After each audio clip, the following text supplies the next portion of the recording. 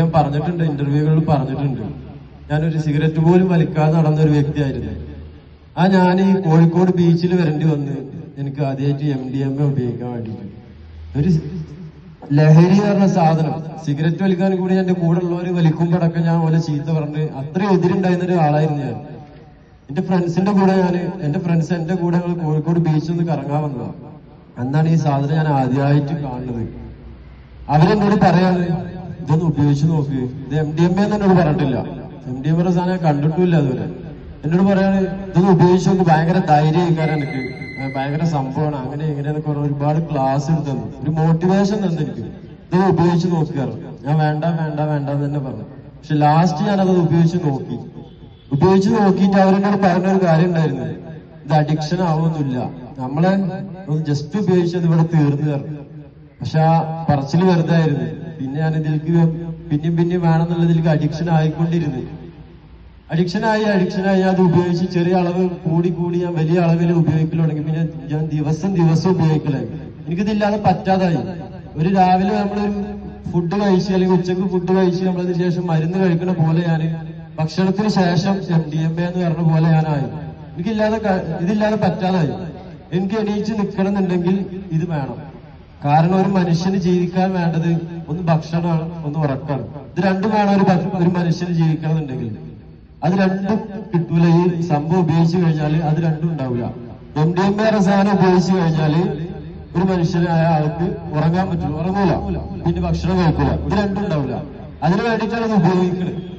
ഉറങ്ങാതെ പല entertainment enjoyment കാര്യങ്ങളൊക്കെ ഇതിൽ ഉൾക്കൊണ്ട് അങ്ങനെ ലാവിഷായിട്ട് ജീവിക്കണം.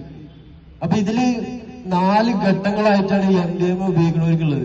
ഫസ്റ്റ് ഘട്ടമാണ് എന്റർടൈൻമെന്റും എൻജോയ്മെന്റും, ഭയങ്കര ധൈര്യവും ഭയങ്കര സംഭവമാണ്. അത് കഴിഞ്ഞിട്ടൊരു ഘട്ടമുണ്ട്. അതിങ്ങനെ നമ്മള് കുറച്ച് കൊല്ലങ്ങൾ കഴിഞ്ഞിട്ടാണ് എല്ലാവരും പെട്ടെന്ന് മരണം ഉറപ്പാണ് ഇതിനൊരു പറച്ചിലുണ്ട്. കൊല്ലങ്ങൾ കഴിഞ്ഞിട്ടാണ്, ഒരു 4-5 വർഷം കഴിഞ്ഞ ആയുസുള്ളത് പറഞ്ഞു. പക്ഷെ എനിക്ക് 2 വർഷം ആയുസ് ഉണ്ടായിട്ടുള്ളൂ. കാരണം ഞാൻ അത്രയും ഉപയോഗിച്ചുകൊണ്ടിരുന്ന ഒരു വ്യക്തിയായിരുന്നു. അങ്ങനെ ഇത് ഫസ്റ്റ് ഘട്ടം ഭയങ്കര ധൈര്യം കാര്യങ്ങളാണ്. സെക്കൻഡ് ഘട്ടം നമ്മൾ സംശയത്തിലേക്ക് മാറും. നമ്മളിപ്പോ ഒരാളിവിടെ ഇരിക്കുന്ന, ഈ കൂട്ടത്തിൽ ഇരിക്കുന്ന ഒരാളാണെന്നുണ്ടെങ്കിൽ അപ്പുറം ഇരിക്കണം, നമുക്ക് സംശയം തോന്നും. ഓരോ വ്യക്തികളും സംശയം. നമ്മളെ ഉമ്മാനെ പെങ്ങളെ എല്ലാരും നമുക്ക് സംശയമാണ്. അവര് നമ്മളെ ഒറ്റി കൊടുക്കണ്ടോ, അവര് നമ്മളെ പിടിപ്പിക്കോ, അല്ലെങ്കിൽ അവരെ നമ്മളെ അങ്ങനെ പല സംശയം. അത് കഴിഞ്ഞിട്ടുള്ള ഒരു ഘട്ടമാണ് വയലന്റ് ആവും. നമ്മളെല്ലാവരും പ്രശ്നങ്ങൾ ഉണ്ടാക്കിക്കൊണ്ടിരിക്കും. നമുക്ക് ആര് പറഞ്ഞത് നമുക്ക് പറ്റൂല, നമുക്ക് എല്ലാവരോടും ദേഷ്യമാവും, പെട്ടെന്ന് പ്രശ്നങ്ങൾ മാത്രം. അത് കഴിഞ്ഞ് ലാസ്റ്റ് 4ാമത്തെ ഒരു ഘട്ടമാണ് നമുക്ക് മനം മടുപ്പ്, നമുക്ക് ഇനി ജീവിക്കണ്ടെന്ന് തോന്നും, നമുക്ക് ആരുമില്ല.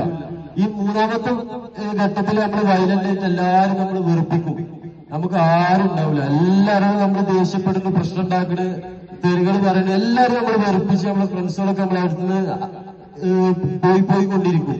ലാസ്റ്റ് ഘട്ടത്തിൽ നമുക്ക് ആരുമില്ല എന്നുള്ള തോന്നലായി വരും. നമുക്ക് ആരുമില്ല, നമുക്ക് ഫ്രണ്ട്സ് ഇല്ല, നമുക്ക് ആരുമില്ല, നമ്മൾ എന്തിനു ജീവിക്കണം എന്നുള്ള തോന്നല് നമ്മൾ മരിക്കണം, ആത്മഹത്യ ചെയ്യും. അങ്ങനെ ആത്മഹത്യ ചെയ്യാൻ കയറെടുത്ത് ഞാൻ ഫാനിൽ തൂങ്ങിയാളാ. എനിക്ക് തോന്നിയതാണ്, എനിക്ക് ആരുമില്ല, ഞാൻ എല്ലാവരുടെ ഇടയിലും കോമാളിയാണ്, ഞാൻ എന്തിനു ജീവിക്കുന്നു വിചാരിച്ച് ഞാനിത് ചെയ്യാൻ നിന്നാളാണ്.